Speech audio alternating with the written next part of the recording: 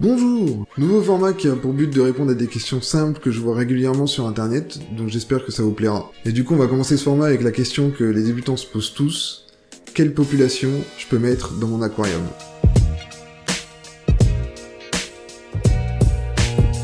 Bon, du coup, je vais pas y aller par quatre chemins parce que c'est un format court. Premier commandement, tu te dois de choisir ta population avant de choisir ton aquarium. Et oui, si tu fais ça, tu auras tout le choix que tu veux et tu pourras adapter ton aquarium à la population dont tu as envie. Deuxième commandement, si tu as déjà acheté ton aquarium, fais des recherches. Si tu demandes à quelqu'un quelle population mettre dans un 60 litres, c'est exactement comme lui envoyer une photo de toi comment t'es frinqué et lui dire quelle marque je pourrais mettre en chaussures. Bref, tout ça n'est qu'une histoire de goût et de couleur, et c'est pourquoi tu dois faire tes propres recherches pour essayer de voir ce qui pourrait te plaire. Ensuite, il suffit juste de voir si ce que tu as choisi peut être compatible ou pas. Il y a énormément de sites sur la toile qui traînent, donc franchement, au niveau des informations pour les poissons, tu as vraiment de quoi faire. Troisième commandement, si tu veux plusieurs espèces de cyclidés dans le même bac, trouve-toi un mentor. Ouais, les cyclidés c'est un peu plus particulier, il y en a plein de combinaisons sont possibles et plein d'autres sont impossibles. Il y a plein de forums dédiés pour ces espèces de poissons, il y a vraiment plein de gens qui sont passionnés, il y a aussi des gens qui sont prêts à aider pour ça, qui ont énormément d'expérience et qui te permettront d'avoir beaucoup plus clair en fait. Quatrième commandement,